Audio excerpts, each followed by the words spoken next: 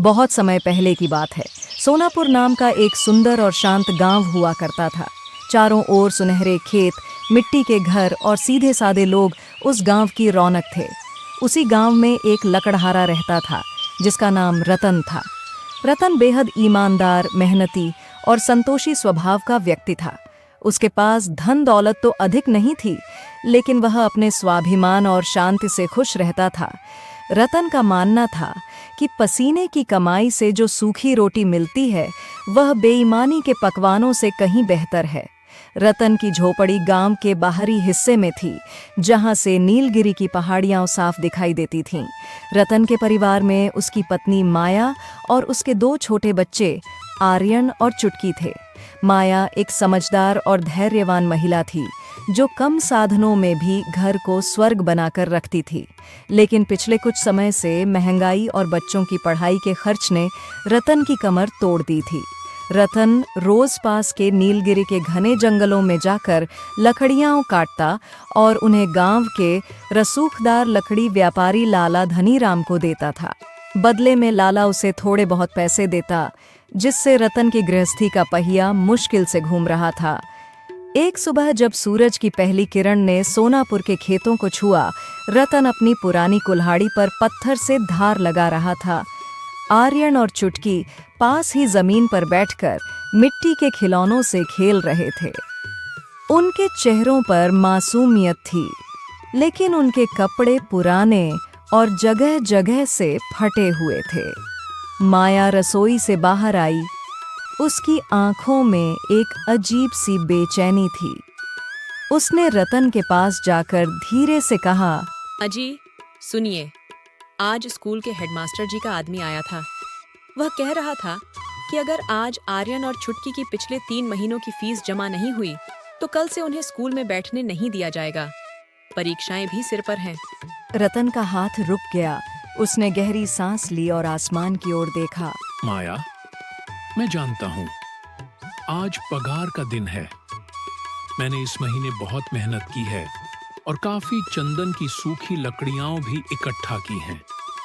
लाला धनीराम ने वादा किया था कि इस बार वह हिसाब पूरा कर देगा। तुम चिंता मत करो, मैं आज फीस के पैसे लेकर ही घर आऊंगा। माया ने नम स्वर में कहा, लाला का वादा? उसकी बातों पर भरोसा करना रेत पर महल बनाने जैसा है। वह हर बार कोई न कोई नया बहाना ढूंढ लेता है। कभी कहता है माल नहीं बिका, तो कभी कहता है बाजार गिर गया है, महंगाई आसमान छू रही है, राशन के पैसे भी खत्म हो चुके हैं। आपको आज उससे डटकर बात करनी होगी। भरोसा रखो, ईश्वर सब देख रहा है। रतन जब जंगल पहुंचा तो उसने देखा कि उसके साथी लकड़हारे भी काफी हताश थे। बिरजू, जो रतन का बचपन का दोस्त था, एक बड़े पेड़ के नीचे बैठा अपनी छाती पीट रहा था। रतन ने पूछा, क्या हुआ बिरजू भाई? देख लेना रतन, आज फिर वह जालिम लाला हमें ठगेगा। कल मेरी बेटी बीमार थी, मैं उसके पास गया कि कुछ पैसे एडवांस दे दे, तो उसने मुझे धक्के मारकर हवेली से बाहर निकलवा दिया। वह कहता है कि हम मजदूर उसकी झूठी के बराबर हैं। लाला धनीराम पूरे सोनापुर का सबसे शक्तिशाली व्यक्ति था। उसकी हवेली गांव के बीचों बीच एक किले की तरह खड़ी थी। वह जितना अमीर था उतना ही लालची और निर्दयी। वह लकड़हारों से सुबह से शाम तक काम करवाता, उन्हें भारी बोझ उठवाता, लेकिन जब पैसे देने की बारी आती तो वह सांप की तरह कुंडली मारकर बैठ जाता। शाम को सभी लकड़हारे पसीने से लथपथ लाला की हवेली के बाहर जमा हुए। लाला अपने मखमली गद्दे पर बैठकर पान चबा रहा था। हाँ भाई, आज का क्या हिसाब है? लाला जी, ये सबसे बढ़िया लकड़ियां हैं। मेरा पूरा हिसाब कर दीजिए। बच्चों की स्कूल की फीस भरनी है। लाला ने अपने मुनीम की ओर इशारा किया। मुनीम ने बही खाता खोला और बोला, रतन, तुम्हारा कुल वेतन 500 रुपये बनता है, लेकिन पिछले महीने जो तुमने अनाज लिया था और जो कुल्हाड़ी तुमने ठीक करवाई थी, उसका सूद काटकर तुम्हारे हाथ में सिर्फ 80 रुपये आएंगे। 80 रुपए?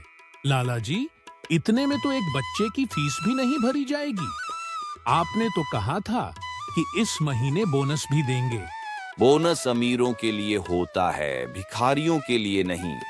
लेना है तो ले, वरना ये भी मुनीम के खाते में डाल दूंगा। जा यहाँ से, भीड़ मत लगा। हताश और निराश रतन अपनी आंखों में आंसू लिए जंगल के रास्ते वापस लौट रहा था। उसका मन इतना भारी था कि उसे रास्ते का होश नहीं रहा। वह मुख्य मार्ग छोड़कर एक पुराने संकरे रास्ते पर निकल गया, जिसे अंधेरी घाटी कहा जाता था। अचानक झाड़ियों के पीछे से एक अजीब सी गुर्राहट सुनाई दी। रतन ने मुड़कर देखा। जंगली सुअरों का एक बड़ा झुंड उसकी तरफ तेजी से बढ़ रहा था। रतन की जान पर बन आई। वह सरपट भागा। भागते भागते उसने देखा कि सामने एक पहाड़ की कंदरा में एक छोटी सी गुफा है। बिना सोचे समझे वह उस गुफा के अंदर घुस गया। गुफा अंदर से बहुत गहरी और शांत थी। जैसे जैसे रतन अंदर गया, उसे एक हल्की सी सुनहरी रोशनी दिखाई दी। वहां एक पत्थर के सिंहासन जैसा बना था, जिस पर एक पुरानी बांस की टोकरी, पिटारी रखी थी। जैसे ही रतन ने उसे छुआ, पूरी गुफा एक जोरदार गर्जना के साथ कांप उठी। धुएं के बीच से एक विशाल पहाड़ी जिन प्रकट हुआ। तुम कौन हो जो मेरी नींद खराब कर रहे हो? क्षमा करें महाराज, मैं एक गरीब लकड़हारा हूँ। अपनी जान बचाने के लिए यहाँ आया था।